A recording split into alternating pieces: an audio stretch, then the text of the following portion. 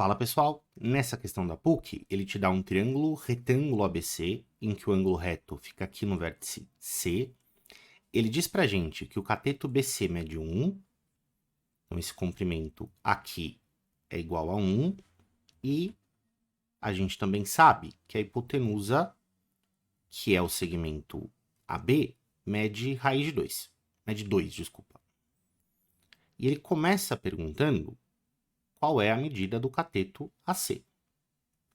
Bom, para resolver o item A, você vai precisar do Teorema de Pitágoras. O que o Teorema de Pitágoras diz para a gente? Que a medida de um cateto ao quadrado, então, por exemplo, o cateto AC ao quadrado, mais a medida do outro cateto, que é 1 ao quadrado, vai ser igual à hipotenusa ao quadrado. Se AC ao quadrado mais 1 dá 4, é porque o AC ao quadrado é 3. E a gente conclui, a partir disso, que o AC mede raiz de 3. Beleza, isso responde o item A. Para o item B, ele fala que a gente vai traçar círculos que têm centros nos 3 vértices desses triângulos e que se tangenciam externamente. E ele pede para você determinar qual é a medida dos raios desses círculos. Então, se esses círculos se tangenciam, né, tem um ponto de tangência que sempre, quando os círculos são tangentes, fica alinhado com os centros. Isso significa que essa distância entre os centros a gente consegue escrever em função dos raios. Por exemplo, olhando aqui para a hipotenusa do triângulo, esse primeiro trecho até o ponto de tangência é o raio do círculo A. E do ponto de tangência para frente eu tenho o raio de B. A mesma coisa aqui embaixo, com o raio do C e do B, e a mesma coisa na direita, com o raio do A e o raio do C. Isso significa que cada um dos lados do triângulo vai ser a soma de 2 dos raios dos círculos. Por exemplo, raio do A mais raio do B dá a hipotenusa do triângulo, que mede 2. Se eu somo o raio do A com o raio do C, eu tenho o cateto que a gente acabou de descobrir que mede raiz de 3. E se eu somo os dois de baixo, que são o B e o C, eu tenho o cateto que mede 1. Isso te dá um sistema de equações com 3 equações e 3 incógnitas que a gente vai resolver para descobrir quem são os raios. E bom, você pode isolar, substituir, fazer o que você quiser para resolver esse sistema, né? Eu vou primeiro somar essas equações todas. Por que eu vou somar as equações todas? Porque quando eu somar, eu chego num jeito legalzinho de resolver o sistema, né? Perceba que do lado esquerdo dessa equação aparece 2 vezes o raio de A, 2 vezes o raio de B e 2 vezes o raio de C. Então, essa soma que eu vou obter é o dobro da soma dos 3 raios. E do lado direito, quando eu somo esses termos todos, eu tenho 3 mais raiz de 3. O que significa, se eu passo 2 dividindo para lá, que raio de A mais raio de B mais raio de C vão ser igual a metade desse lado direito, que é 3 sobre 2 mais raiz de 3 sobre 2. Sabendo que a soma dos 3 raios é 3 sobre 2 mais raiz de 3 sobre 2, agora eu olho para cada uma das equações que a gente tinha escrito. Porque a primeira equação te dá a soma de RA com RB. Então, se eu pegar essa soma que é igual a 2 e substituir na equação que a gente acabou de obter, eu vou descobrir que 2, que é RA mais RB, mais o RC que sobrou, é 3 sobre 2 mais raiz de 3 sobre 2. Ou seja, eu tenho, né, um jeito bem direto de encontrar o raio de C. Raio de C vai ser, portanto, o lado direito menos 2. Isso vai dar raiz de 3 sobre 2 menos meio. Perfeito. Vou fazer a mesma coisa com os outros. Né? Se eu pego RA mais RC, que eu sei que dá raiz de 3, eu posso substituir essa soma na equação que eu encontrei lá embaixo. RA mais RC, eu vou trocar por raiz de 3. O que vai sobrar? Vai sobrar raiz de 3 mais raio de B. Então, se eu jogo o raio de 3 para lá, eu descubro que o raio de B é isso menos raiz de 3, o que dá 3 sobre 2 menos raiz de 3 sobre 2. E vou fazer a mesma coisa com essa última expressão para descobrir o raio que falta. com RB mais RC é igual a 1. Então, vou substituir essa parte aqui na equação que a gente encontrou lá embaixo por 1. E eu vou ter que raio de A mais 1 é igual a 3 sobre 2 mais raiz de 3 sobre 2. O que significa que o raio do círculo A é isso menos 1, o que dá meio mais raiz de 3 sobre 2. Beleza? Então, esses são os valores dos 3 raios dessas 3 circunferências. No item C, ele pede para você considerar a região R, que é interior ao triângulo ABC e exterior aos 3 círculos descritos no item anterior, como indica ali a figura. E ele pede para você calcular a área dessa região R. É uma região, né, estranha, formada ali dentro do triângulo e entre os círculos. Como é que a gente vai calcular essa região? Eu vou ter que primeiro descobrir quais são os ângulos desse triângulo. Eles vão ser importantes para a gente conseguir descrever a região R que o exercício pediu para você encontrar a área. Então, eu vou primeiro descobrir quem são os ângulos. Vou chamar esse ângulo aqui de alfa. E como eu sei quem são os lados do triângulo, eu posso usar um pouquinho de trigonometria para descobrir quais são as medidas que faltam.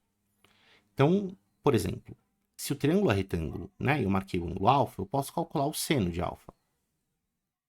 Seno de alfa vai ser o cateto oposto, que é 1, dividido pela medida da hipotenusa, que é 2. Bom, seno de alfa é meio. E meio é o seno de um ângulo notável, certo? Eu conheço um ângulo que tem seno igual a meio. Esse ângulo é 30 graus. Ah, tá. Então, o ângulo do vértice A do triângulo mede 30. Isso também significa que esse ângulo aqui, ó, do vértice B, mede 60. E aí eu já tenho uma ideia de como a gente pode descrever a região dessa área dessa região R. Como é que a gente vai fazer isso? Eu vou dizer que a área da região R é a área de todo o triângulo ABC menos a área de cada um desses setores circulares que aparecem na figura. Né? Então, se eu chamar isso daqui de um setor circular, chamar essa área desse primeiro setor circular de A1, que seria essa área aqui de cima. Eu vou chamar a área desse segundo setor circular, que vai ser esse setor circular aqui de vértice B, de A2. E o terceiro setor circular, que tem vértice no C, de A3. Vê se você concorda comigo que a área desejada pelo exercício vai ser a área do triângulo todo, o triângulo ABC, menos a área de cada um desses 3 setores circulares. E agora a gente vai calcular a área dos setores sabendo quais são os ângulos de abertura desse setor, que é tudo que a gente precisa saber, juntamente com o raio claro, para calcular essa área. Beleza? Vou abrir um slide de novo, porque essa conta do item C vai ser uma conta chata. E vou também, né, redesenhar as coisas que a gente marcou na figura anterior. Então, o setor de vértice A eu vou chamar de A1. Acho que não precisa pintar não, né? Essa área é a área 1, essa área é a área 2 e essa área é a área A3. Também vai ser importante você lembrar dos ângulos 90, 30, 60. Espera aí que ficou muito, muito apertadinho aqui. Eu escrevi o A2 um pouquinho mais para cá, para a gente conseguir marcar que esse ângulo é de 60. E eu vou precisar também dos raios desses círculos, né? Ó, o raio do círculo A é 1 mais raiz de 3 sobre 2.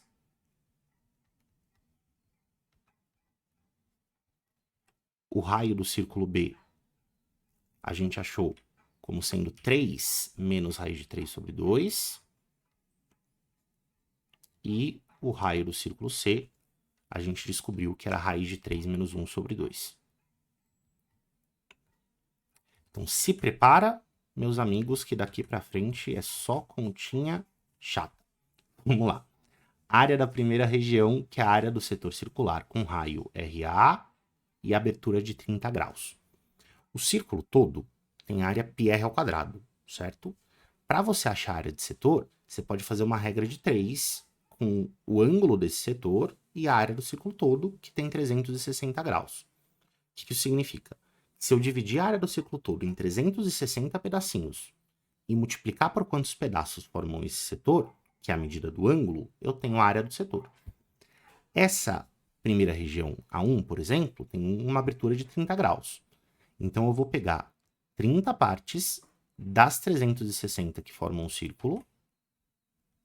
Essa é a fração que esse setor ocupa do círculo todo. E multiplicar por π vezes o raio do círculo A ao quadrado. Então, de novo, πr ao quadrado é a área do círculo. E esse 30 sobre 360 é a fração do círculo que esse setor circular ocupa.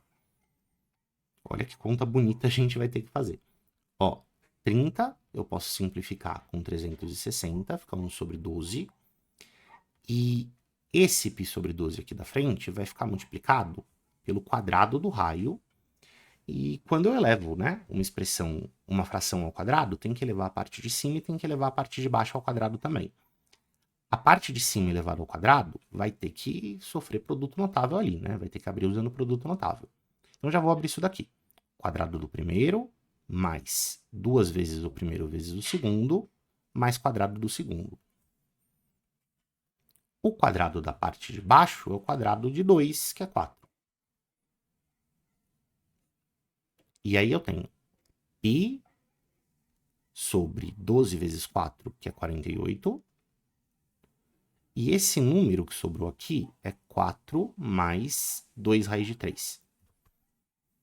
Como isso é uma fração, certo? Dá para a gente simplificar essa fração. Eu posso dividir a parte de cima e a parte de baixo pelo mesmo número. Essa parte de cima aqui dá para você dividir por 2. E essa parte de baixo dá para você dividir por 2 também. Para você descobrir que a sua área vai ser 2 mais raiz de 3, tudo vezes π, e tudo sobre 24. Essa é a primeira região, faltam 2, vamos lá. Segunda região, o ângulo é de 60 graus, então isso ocupa 60 das 360 partes do círculo, vezes π, vezes o raio do círculo B ao quadrado.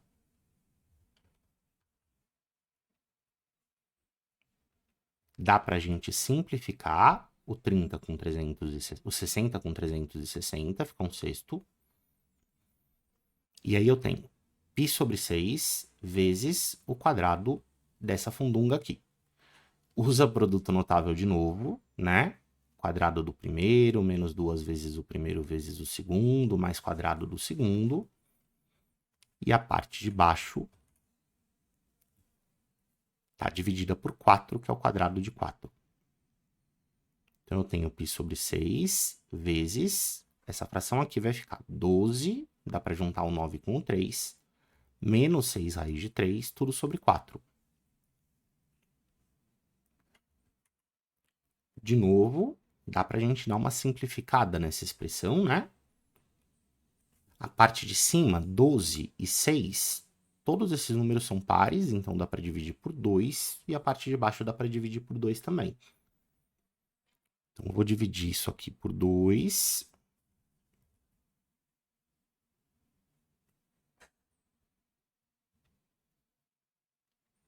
E eu vou cortar o 2 do 4.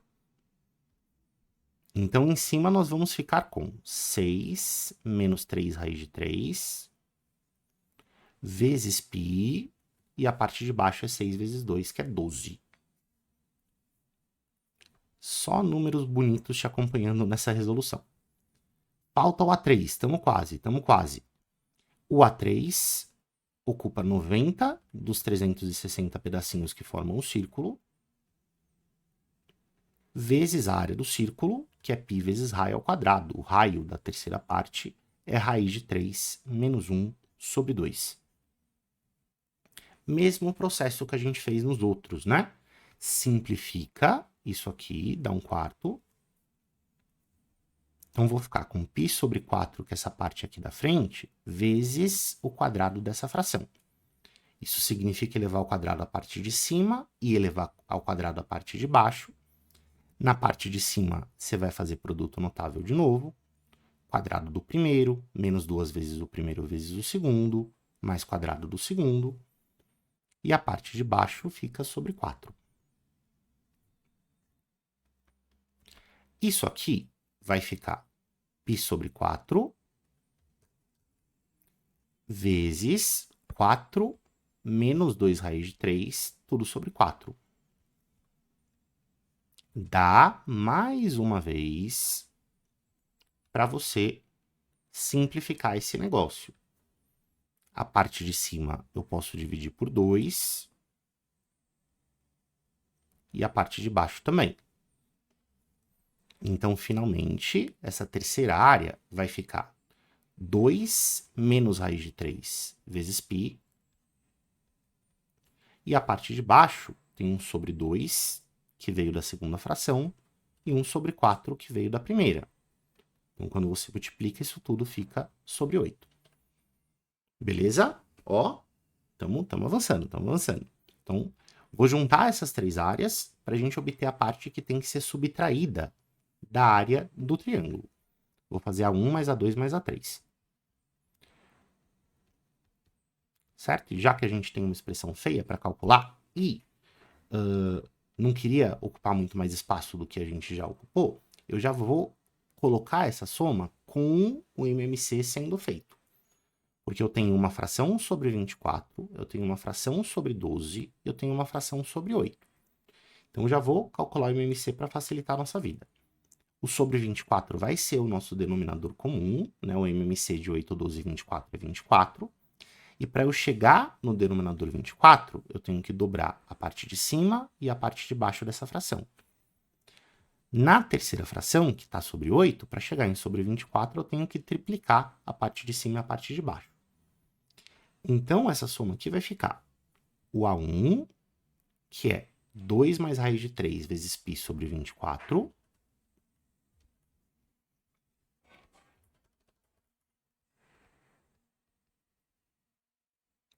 mais o A2, que quando você dobra, fica 12 menos 6 raiz de 3 vezes π sobre 24.